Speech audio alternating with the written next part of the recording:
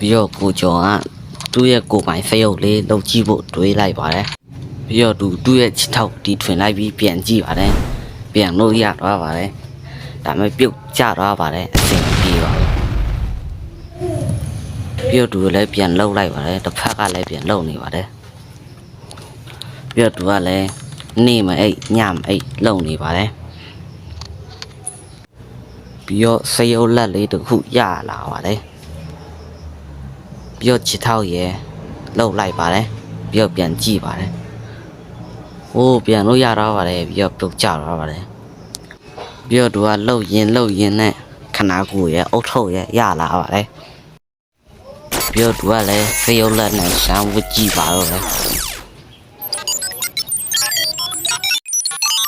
ပြီးတော့သူဝတ်ကြည့်လိုက်တဲ့အချိန်မှာအယုံမိုက်သွားပါတယ်ပြီးတော့သူလည်းပြန်နိုင်သွားပါတယ်ပြီးတော့ပြန်လာရဲမြင့်တဲ့အတွက်ကြောင့်ပြုတ်ကျသွားပါတယ်哈，我不叫没，no，我不叫没，我卡西哈，哎，no，我见熬了吧，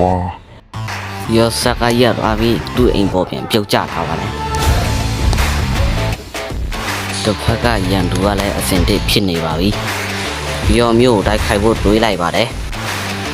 ပြီးတော့ကားတွေကလည်းသွားလို့မရဖြစ်နေပါတယ်ပြီးတော့စရုပ်ကကားကိုကန်ပေါက်လိုက်ပါတယ်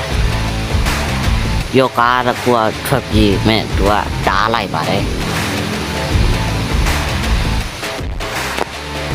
ပြီးတော့ဘူကျော်ကလည်းရောက်လာပါတယ်